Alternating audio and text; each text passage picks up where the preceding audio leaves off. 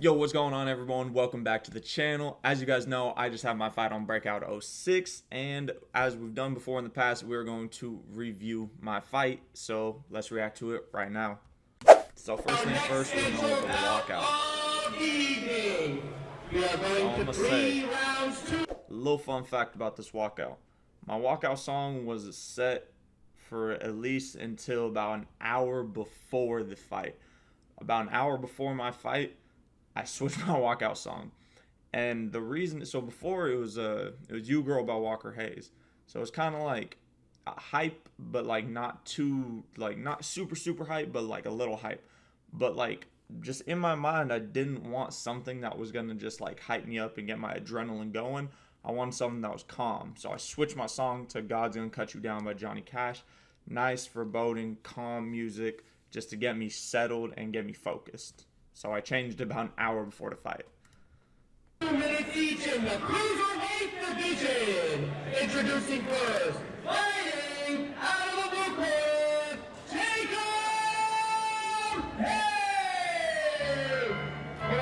And here comes Jacob Hay. Last time we saw him from Breakout 02, he was a lot bigger back then, but since then he has gone on a massive weight loss journey, and now he is coming back to fight on Breakout 06. It's been a long layoff, but it is a very nice return for Jacob Hay. Let's see if he's able to perform better. I missed the dab, bro. I have to double dab, but like I have to go like that. I have to. And the ref didn't do that, and I was so stupid. Standing at 6 foot, weighing in at 179.4 pounds. This. Also, I know it's cut off in this video. I ain't never put in San Luis Obispo as my location again, because every time I've put San Luis Obispo, it's been butchered. So we changing it and putting a different location next time, because Waffle did it, and now Pat's done it both times. It's been messed up. I understand it's not the easiest thing to pronounce, but I'm just gonna start changing it because it's I just wanted something to focus on. But like, it's funny to me, honestly. I don't care. Like, when Pat came and said it, I just looked at him, I just shook my head and laughed. I was like, damn you, Pat. Into Breakout Boxing and Small Fraser Boxing debut. Hailing from New Orleans, Louisiana, Justice Bay! I ain't gonna lie, I look like an anime character. I'm all just sat there like that, bro. Nah. Just because he putting the Vaseline on my face, but like, I look so like, I don't even know, bro. Like, it's just like I was locked in, so like I wasn't even thinking about like what I was doing. I was just like, oh, he's gotta put Vaseline on my face. I was like, cool. I'm gonna lean forward. I got you. I'm gonna put my hands behind my back and do your thing.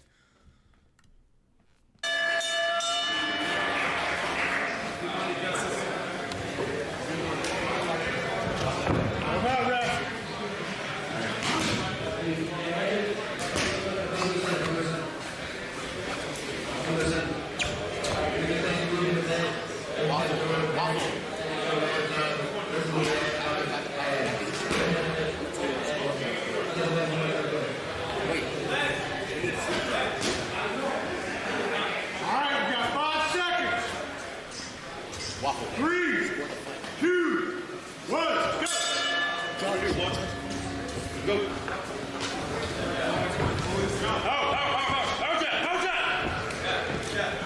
Trying to get the jab early.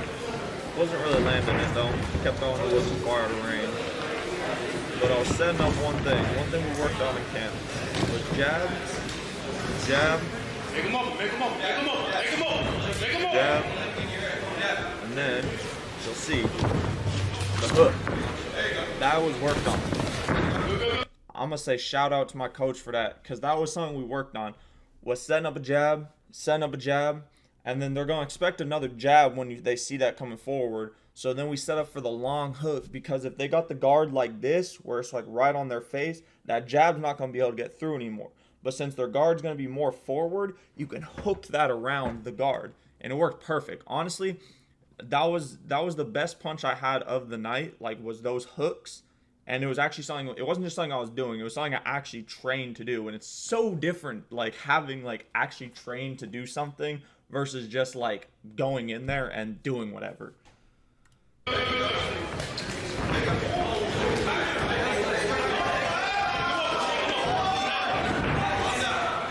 Bro, right there, I was just throwing right on that situation. I was just throwing because, like, he wasn't necessarily stepping out of range, and, like, I wasn't stepping forward, but I was just throwing because there wasn't really anything much coming back. He was moving, but he wasn't, like, moving back and away from it. So I was just like, I'm just gonna keep throwing. If I can land something big, I'm gonna land something big.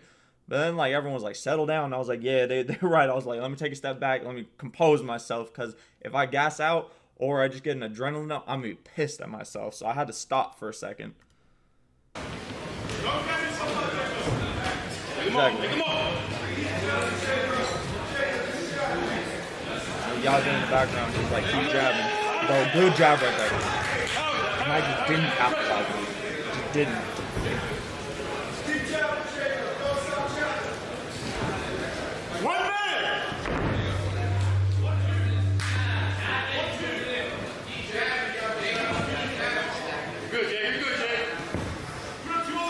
Everyone's telling me that hook is lame.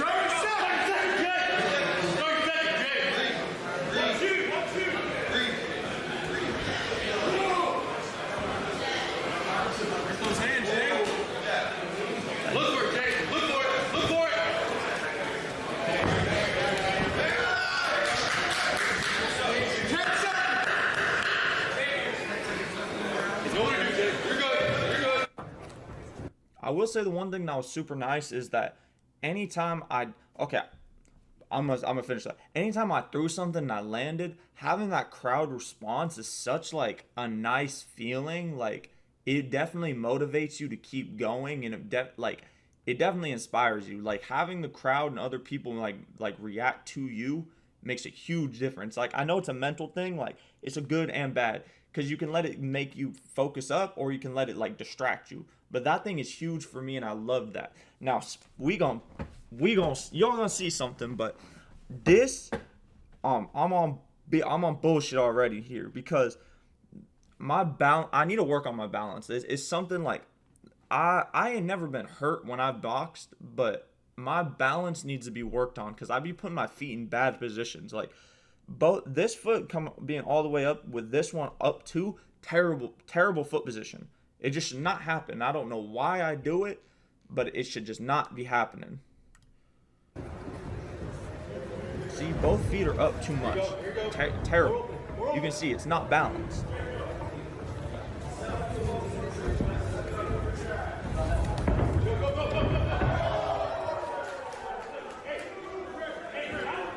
Now they called that a slip.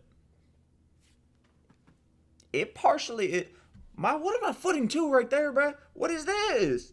But partially a slip, but at the same time, the punch is what knocked him down. It's not like he was moving and he just tripped. The punch is what knocked him down. So it is what it is. It is what it is. It didn't make a difference, but that's just my opinion. The punch is what made him fall. It's kind of like the Gervonta Davis thing.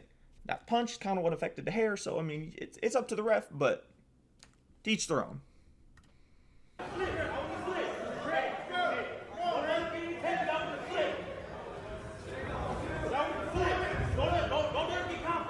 Keep doing what you're doing. Go, go, go, go, go.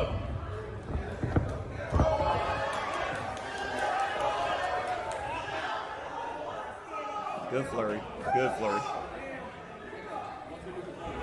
Me realizing I needed a neutral corner. Don't be afraid to step back and... Idiot! Bro, that was probably my favorite moment of the fight, and the one I laugh at the most every time I watch it. I didn't know who was saying that too, bro. Like, I thought it was a couple different people, but then I found out it was Hellboy Kel that was saying it, bro. And it makes sense. Like, it does sound like his voice after, like, hearing it. But I didn't know who was saying it. Like, I genuinely don't remember if I heard it in the ring. I probably did. Like, I was hearing stuff people were saying in the ring, so I definitely did hear it. But I didn't realize how loud it was until afterwards. Bro, that thing is so loud, bro. Nah, shout out Kel, though, bro. That's W-Mans right there. W-Mans. Good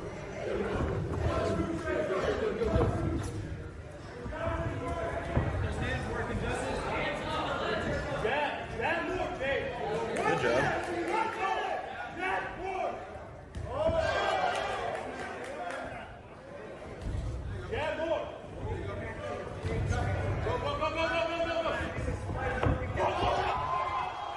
Yeah, hit the canvas again.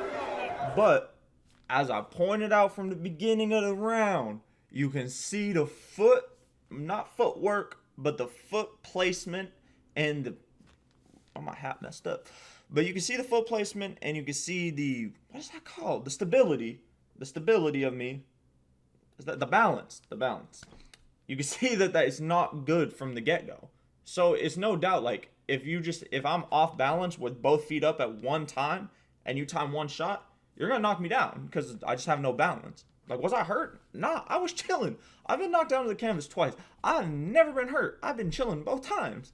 I just have terrible balance, so I have really bad balance. It's actually so bad.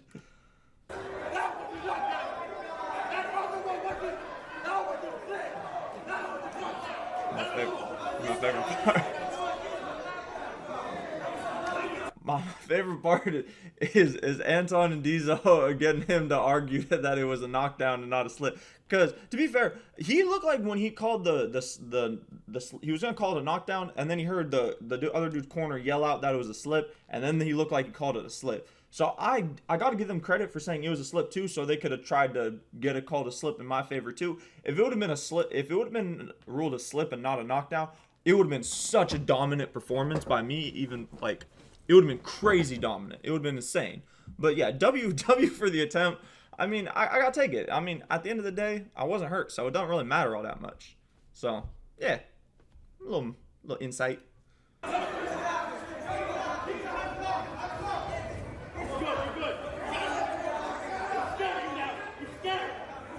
I wasn't scared.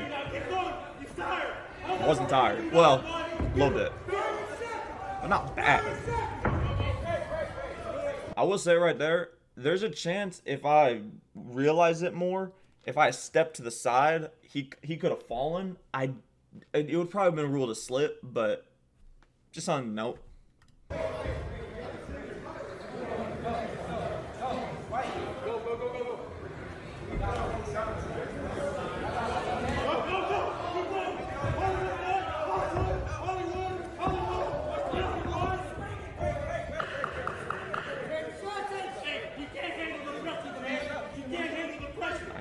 Fine.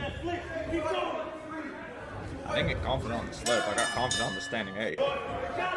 Final round. I will say it was a very respectful fight leading up to it and going into it. I mean, anytime there was any type of knockdown, anytime a round started or ended or anything, we always touch gloves. Super nice. I can't say anything bad. It was super respectful through and through. Keep up.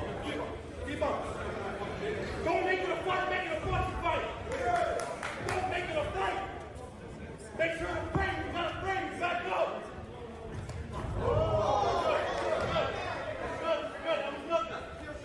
That was a good counter shot, I ain't gonna lie. Like, he moved his head into the position, and I just came across and hit it. That was a good counter shot. That was actually, like, a good one. He said it didn't affect him, which it was probably more balance and everything and just not seeing it, but, hey, that was a good shot, though. Good.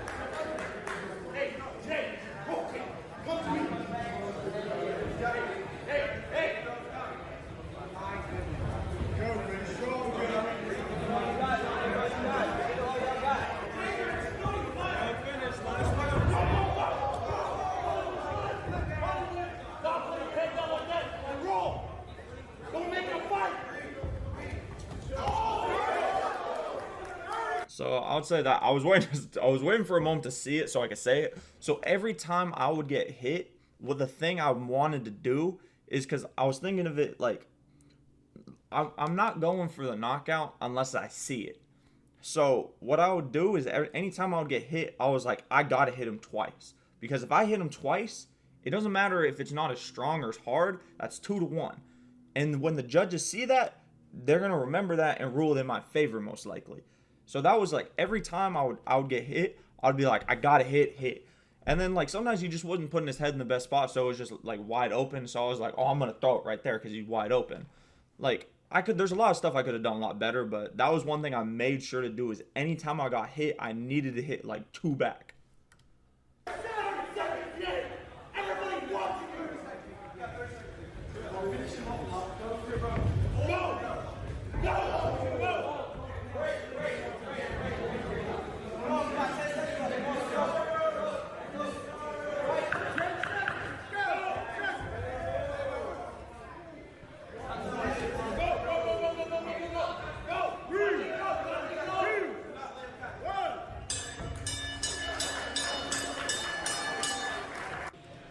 So one thing I will say, there'll be a couple things I said that I wish I would have done while I was in the ring. I wish I would have kept my hands up more.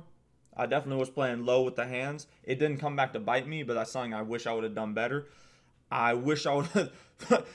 Fun fact about this fight, there was not a single body shot thrown the entire fight. But I realize why that is now, though, because he has a lean over kind of like this, so I can't hit the body. When you're doing this, it's gonna be impossible for me to hit the body.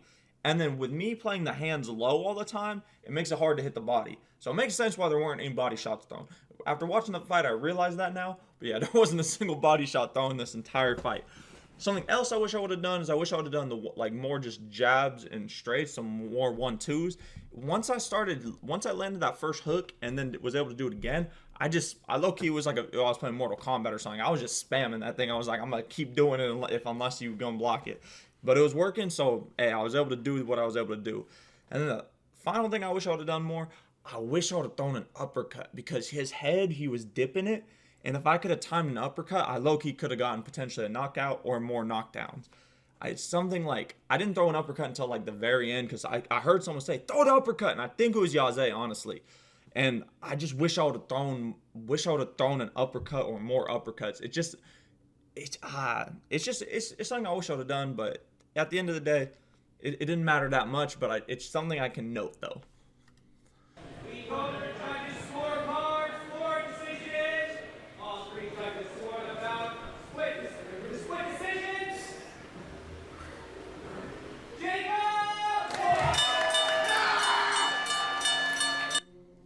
So I will say one thing. I think maybe Pat just misread it, but like, there's no way it should have been a split decision. You know, if all 3 judges score the contest the same way, that should be a UD. So at the end of the day, it should be a UD decision, because I without a doubt won round 1. I should have really won round 2, because he got knocked down. He got standing 8. I got knocked down. So those should cancel each other out, and I feel like I just landed more. And then round 3, I didn't know how they score round 2, so I made sure to win round 3. So it should be a UD, honestly. I should have won all 3 rounds. If you give them round 2, that's fine by me. Then it's still 2-1, still a UD. Don't really care at the end of the day. Got the win. A lot better than I was before.